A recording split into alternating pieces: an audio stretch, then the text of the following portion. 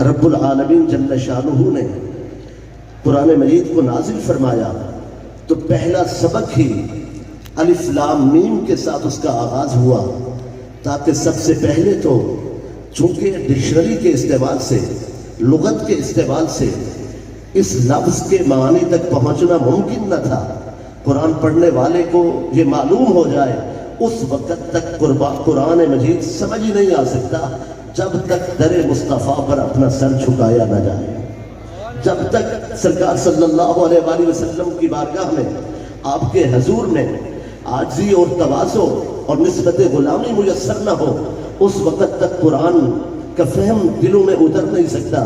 اس لیے حروف مقطعات سے آغاز ہوا اور پھر تخفیف کا استعمال اس لیے بھی کیا تاکہ اہل محبت تک یہ بات پہنچے۔ اللہ تعالیٰ نے فرمایا الف لام میم، چونکہ بیان کرنا تھا ذالک الکتاب لا ریب فیہ، اس کتاب میں شک کی کوئی گنجائش نہیں، تو ضروری تھا بیان کیا جائے کہ نازل کرنے والا کون ہے، جو لے کر آیا ہے وہ کون ہے، اور جن پر نازل ہوا ہے وہ کون ہے۔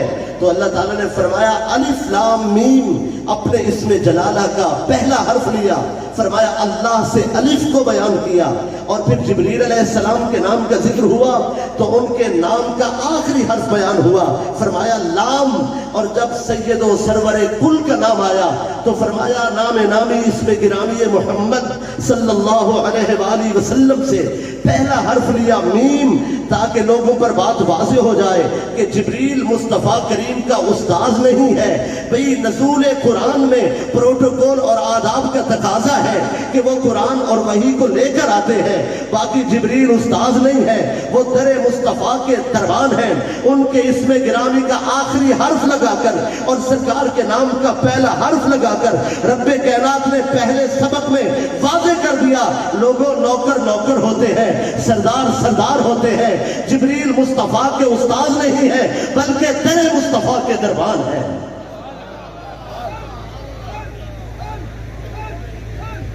اور جہاں تک سلطان انبیاء صلی اللہ علیہ وآلہ وسلم کی سروری ہے، سرداری ہے، تمام انبیاء پر لازم ہے کہ وہ حضور صلی اللہ علیہ وآلہ وسلم سرکار کی اطاعت کرے، بلکہ یہاں تک بات محدود نہیں ہے، قرآن مجید نے تو یہاں تک بیان کر دیا ہے کہ اگر کوئی نبی اور کوئی رسول میرے آقا کا وسیلہ چھوڑ دے، اللہ تعالیٰ اس سے نبوت اور رسالت لینے کی بات کرتا ہے۔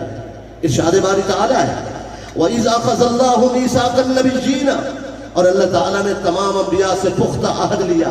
بھئی ایک وعدہ ہوتا ہے، ایک عہد ہوتا ہے اور میثاق ہوتا ہے۔ عرف عام میں میثاق اس معاہدہ کو کہتے ہیں، قضائے قاضی شرط ہے، فیصلہ جسٹس کرے گا۔ وَالسَّارِقُ وَالسَّارِقَةُ فَاقْطَعُوا أَيْدِيَهُمَا جَزَاءً بِمَا كَسَبَا نَكَالًا مِنَ اللَّهِ۔ یہ اسود نامی چور تھا، یہ چوری کر چکا تھا اور پہلے اسے تنبیہ کی جا چکی تھی۔ آج پھر اس سے پوچھا گیا تم نے چوری کیوں کی ہے؟ کہتا ہے مجھے اس کی عادت ہے۔ حکم ہوا کہ اس کا ہاتھ کاٹ دیا جائے، اس کا ہاتھ کٹ گیا۔ وہ بازار کوفہ میں جا رہا تھا اور کہتے ہوئے جا رہا تھا حسین تو ہے پر علی جیسا کوئی نہیں ہے، سخی تو ہے پر علی جیسا کوئی نہیں ہے، نواب تو ہے پر علی جیسا کوئی نہیں ہے، سلطان تو ہے پر علی جیسا کوئی نہیں ہے۔ سبحان اللہ کی دعا، سبحان اللہ، اللہ اکبر۔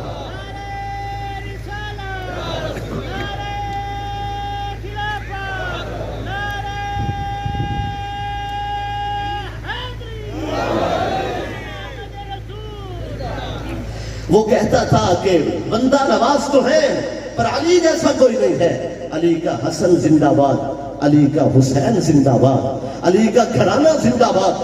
حضرت ابن القرا رضی اللہ تعالیٰ عنہ میرے مرشد کے دال سبزی لانے والے نوکر ہیں، وہ بازار کوفہ میں گھوم رہے تھے، انہوں نے دیکھا کہ ایک شخص کٹے ہوئے ہاتھ کے ساتھ پٹی باندھ کر بازار کوفہ میں مدح و ثنا کیے جا رہا ہے، تعریف و توصیف ہے، اور کہتا جا رہا مرشد کی تعریف ہو تو سینہ تو ٹھنڈا ہوتا ہے۔ قریب ہو گئے اور قریب ہو کر کہنے لگے تم کیسی باتیں کر رہے ہو؟ علی شن قطع یدک وانت تمدحہ، علی نے تمہارا ہاتھ کاٹ دیا ہے اور تم اس کی تعریف کرتے جا رہے ہو۔ کہتا ہے میں چور تو ہوں لیکن منافق نہیں ہوں.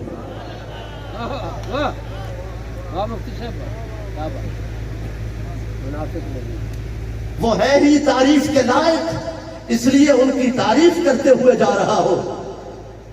انہوں نے کہا کہ تمہارا ہاتھ کٹا ہے. بھئی آدمی جرم کرے اور سزا بھی صحیح انصاف کے ساتھ اسے دی جائے پھر بھی اس کا دل بوجھل ہوتا ہے. کون خوشی سے سزا برداشت کر سکتا ہے؟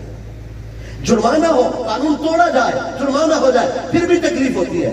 لیکن حاضرین گرامی قدر، یہ مطمئن ہو کے جا رہا تھا اور تعریف کرتے ہوئے جا رہا تھا. حضرت ابن القرا اور اسٹور کے درمیان جو بات ہوئی، حضرت سیدنا سلمان فارسی میرے نبی اور میرے مرشد علی کے عاشق نے اس گفتگو کو سنا. میں نے خوش ہو کے سنایا، آپ نے مسکرا کے سن لیا. مگر سیدنا سلمان فارسی رضی اللہ تعالیٰ عنہ سو رہے تھے تو آپ کے آنکھوں سے آنسو روا ہو گئے، داڑھی مبارک در ہو گئی، دامن گیلا ہو گیا اور حضور ولایت میں حاضر ہو گئے. سر جھکا کر عرض کی سرکار، وہ جس کا ہاتھ کٹا ہے وہ شخص تعریف کرتے ہوئے جا رہا تھا. آپ نے فرمایا اسے بلایا جائے. بلایا گیا. آپ نے فرمایا تم کیا کہہ رہے تھے؟ عرض کی سرکار جو میرا ایمان ہے وہی کہتے ہوئے جا رہا تھا. آپ نے احسان کیا ہے، میرا ہاتھ ریاست مدینہ نے کاٹا ہے، خلافت راشدہ نے کاٹا ہے، اسلام کے نظام نے کاٹا ہے، قرآن کے حکم نے کاٹا ہے. اور اللہ کسی مومن کو 2 بار سزا نہیں دیتا، کسی ایمان والے کو 2 بار سزا نہیں دیتا. میں روز محشر اپنے رب سے بات کروں گا کہ میرا تو ہاتھ کٹا تھا اور اسلامی نظام نے کاٹا تھا، آج میرے لیے معافی کا اعلان ہو.